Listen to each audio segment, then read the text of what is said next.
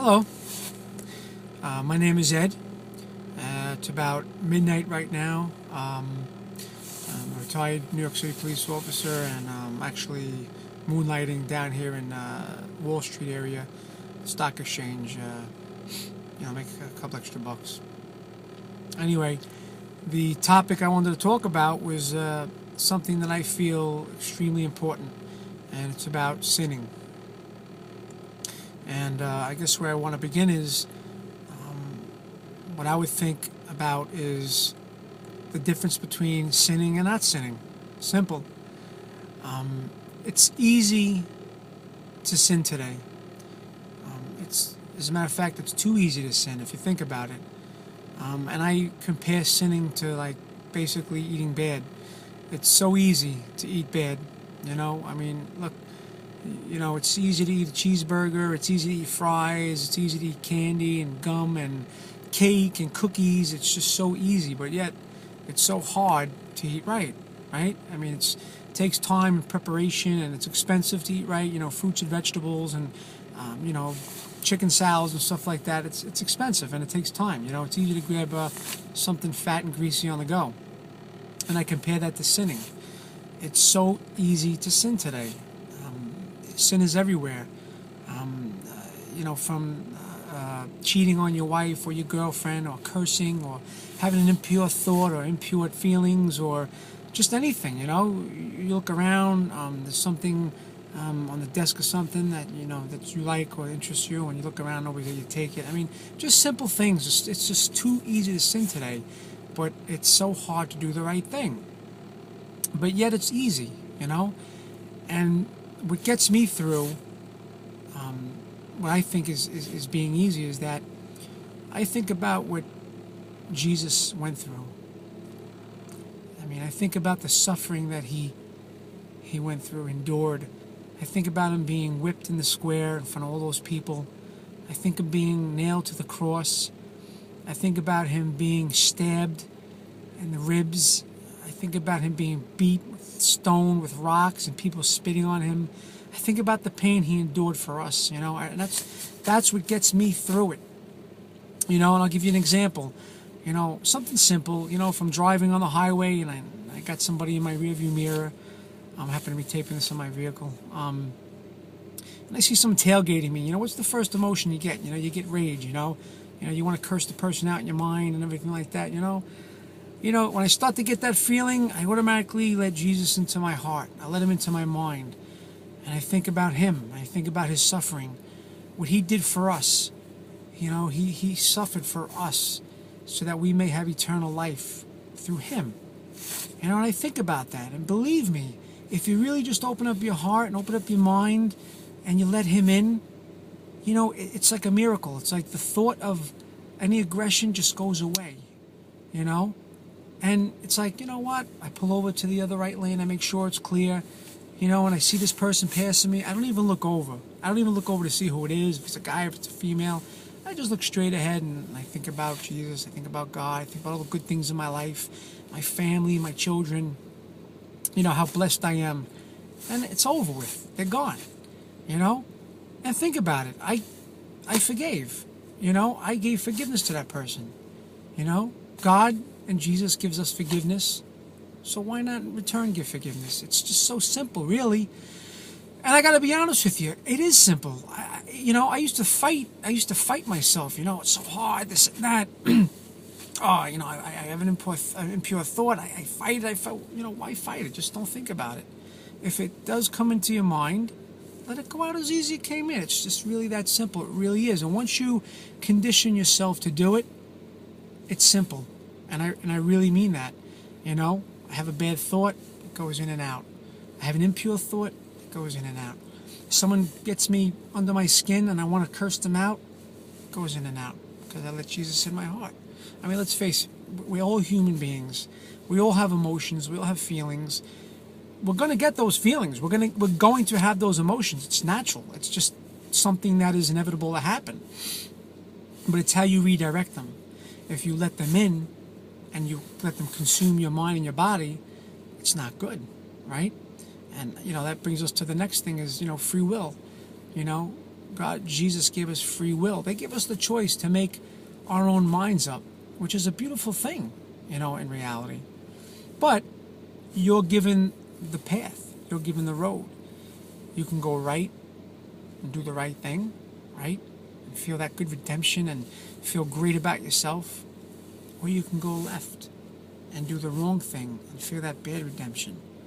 And it's like you sinned, you did the wrong thing, and then you feel guilty. Just like if you ate the whole entire piece of cheesecake, you didn't share it. You know what I mean? You glommed it all for yourself, and now you feel guilty that you ate it. It's like, oh my God, same thing.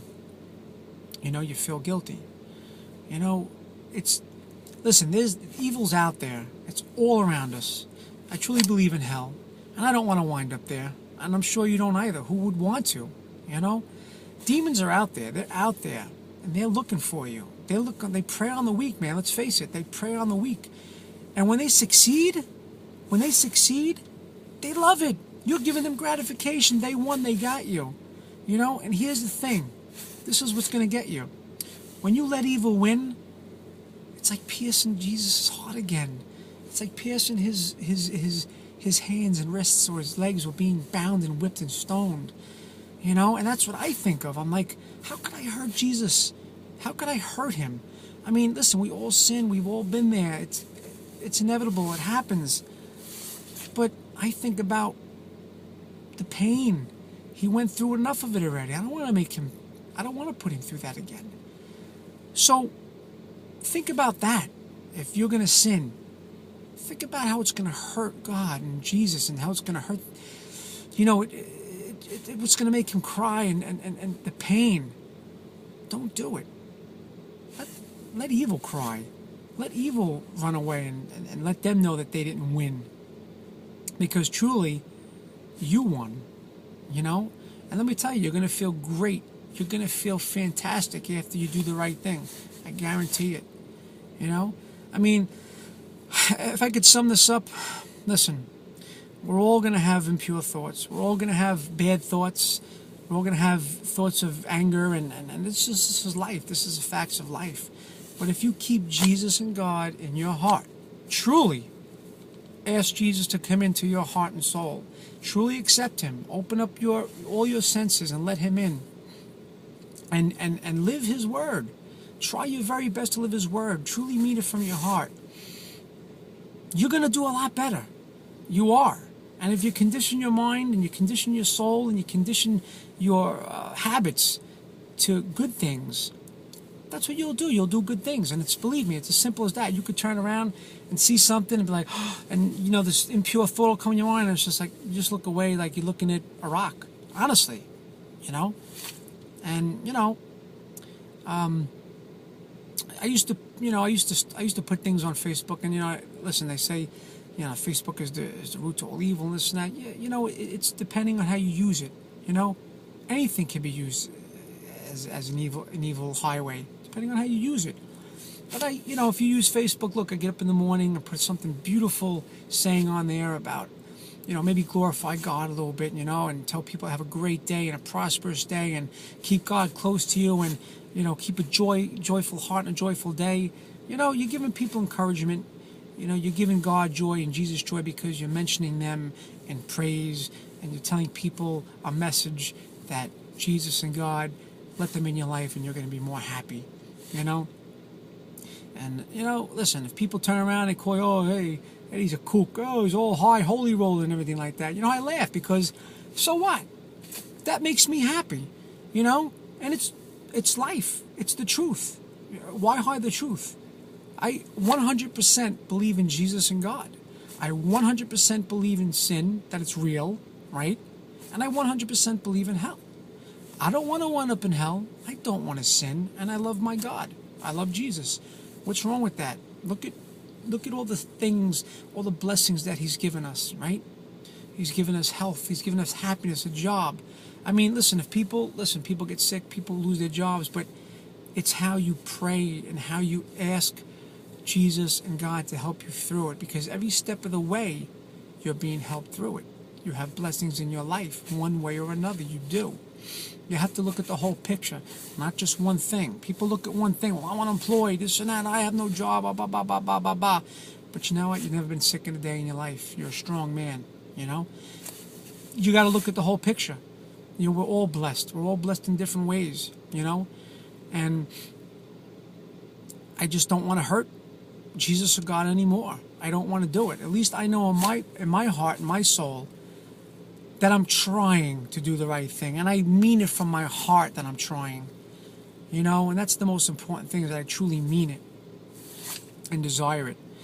So if this gave you any type of message, and this is my first time I'm ever posting anything on YouTube or anything like that, and I just went dry with this. I didn't rehearse it. I didn't write it down. I just came in my car, put record on, and just started talking.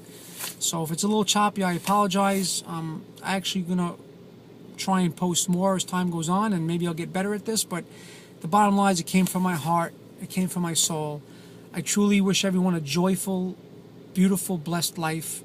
And I just hope that you take God and Jesus into your life and truly accept them, because God and Jesus is the only one who's going to save you. And Jesus is the only one who's going to ask Father forgiveness for you. Okay? And that's why he died for us. So please try not to sin. And if you do sin, ask for forgiveness. And keep God and Jesus in your heart. Have a blessed, blessed day. And remember, Jesus is forgiving and merciful. Thank you very much.